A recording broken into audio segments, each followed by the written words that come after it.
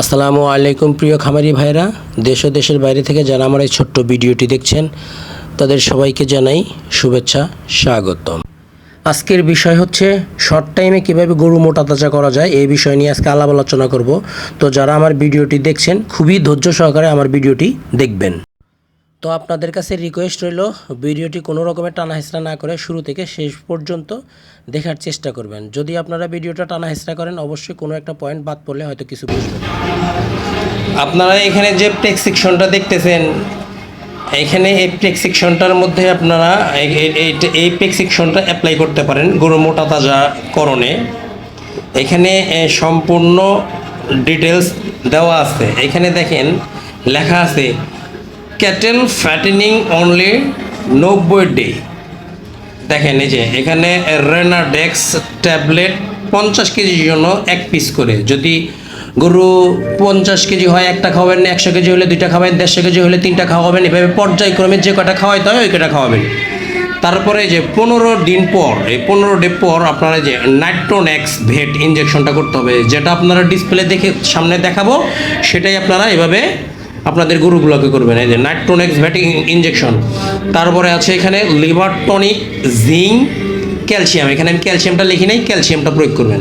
তারপরে আছে রিভিডভি ইঞ্জেকশন, তারপরে রেনাসল AD3E ভেট ইঞ্জেকশন, তারপরে আছে ক্যাটাফস ভেট ইঞ্জেকশন, তারপরে আছে এখানে দেখেন 18 থেকে 20% প্রোটিন পার্সেন্টেন্সের খাবার লাগবে। গরু মোটা তাজা করতে চাইলে আপনি যত ইঞ্জেকশনই, যত ভিটামিন, যত ক্যালসিয়ামই দেন না কেন, আপনার গরুকে পর্যাপ্ত পরিমাণের প্রোটিন পার্সেন্টেন্সের খাবার অবশ্যই খাওয়াইতে হবে। বিস্তারিত ভিডিওতে দেখেন। গরু বাজার থেকে কিনে এনে 2 দিন রেস্ট দিবেন। তারপরে আপনাকে করতে হবে, এই যে আপনারা ডিসপ্লেতে যে আপনার ওষুধটি দেখতেছেন এটা হচ্ছে রেনাডেক্স। এইটা কিমরির একটা ওষুধ। এই রেনাডেক্স ট্যাবলেটটি খাওয়াই দিবেন। এটা খাওয়াই দেওয়ার নিয়ম হচ্ছিল প্রতি 50 কেজির জন্য একটা ট্যাবলেট, 100 কেজি ওজন হলে 2টা, 150 কেজি হলে 3টা, এভাবে পর্যায়ক্রমে আপনারা খাওয়াবেন।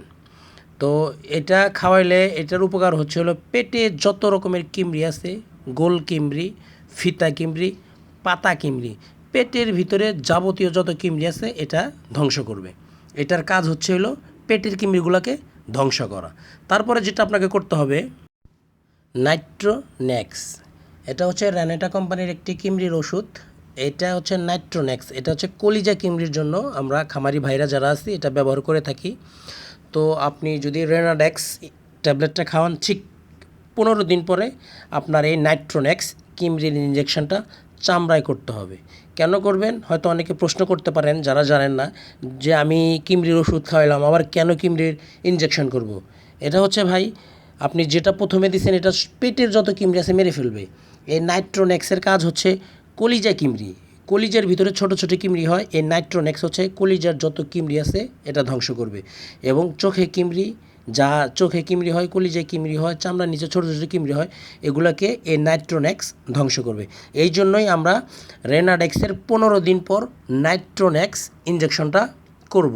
এটা অবশ্যই করতে হবে, বাধ্যতামূলক। তারপরে আমাদের যেটা করতে হবে সেটা হলো, আপনার গরু যদি রুচিতে ট্রাবল হয়, যেহেতু আপনি আপনার ট্যাবলেট খাওয়াইছেন কিমরির, ইঞ্জেকশন দিয়েছেন কিমরির, অবশ্যই আপনার গরুর রুচিতে সমস্যা হতে পারে। এই জন্য আপনাকে ভিটামিন বি কমপ্লেক্সের এই রিবিট বি ইঞ্জেকশনটা করে দিবেন। এটা 10 মিলির একটা ভায়েল। এই রিবিট বি যদি করেন আপনার গরু আগে যেভাবে খাইছে ঠিক সেভাবে আপনার গরু আবার খাবে। আমরা এই রিবিট বিটা ব্যবহার করে থাকি হচ্ছে হলো মাংসপেশিতে।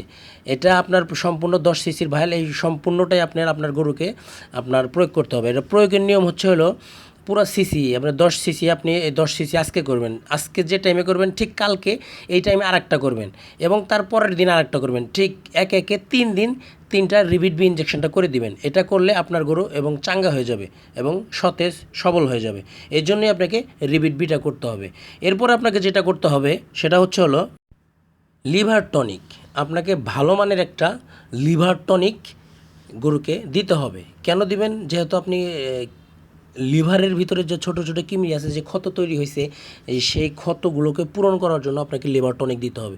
যেহেতু আপনার গরুকে কলিজা কিমড়ি ইনজেকশন করছেন, অবশ্যই আপনাকে লিভার টনিক, জিঙ্ক, ক্যালসিয়াম এইটা অবশ্যই কিমরির ইনজেকশন করার পরে আপনাকে করতে হবে, বাধ্যতামূলক, কোনো অপশন নাই, কোনো অপশন নাই, এটা আপনাকে করতে হবে। এই লিভার টনিক, জিঙ্ক, এই ক্যালসিয়াম, এই তিনটা আপনাকে করতেই হবে বাধ্যতামূলক।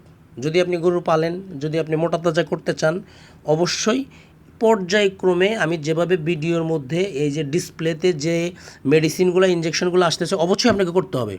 এখন এই যে দেখতেছেন রেনাসল AD3 ইভেট, এটা আপনাকে অবশ্যই করতে হবে। এটা করতে হবে মাংসপেশিতে।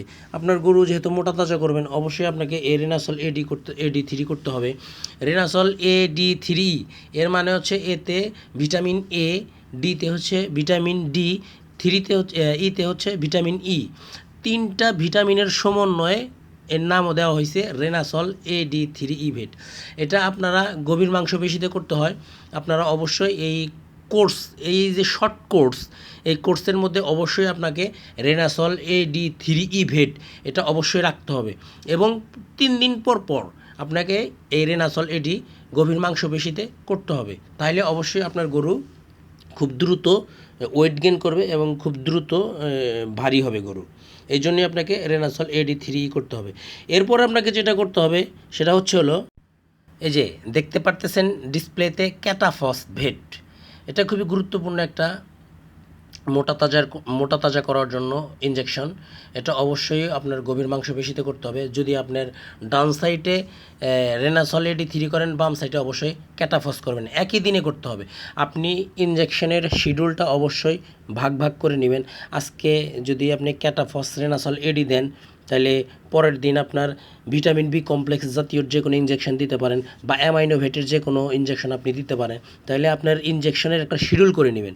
আপনার 3 দিন 4 দিন পর পর আপনি ইনজেকশন করতে পারেন। যদি আপনি গরু অল্প দিনে শর্ট টাইমে মোটা তাজা করতে চান, তাহলে অবশ্যই আমার এই বিষয়টা আপনাকে মানতে হবে এবং মেনেই আপনাকে কাজ করতে হবে। তারপরে আপনাকে যেটা করতে হবে সেটা হলো দানাদার খাদ্য।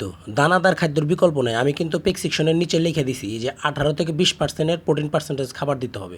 আপনি যত ইনজেকশনই করেন না কেন, আপনি যদি প্রোটিন পার্সেন্টেজ বেশি খাবার যদি না দিতে পারেন, গরু কিন্তু মোটা তাজা হবে না।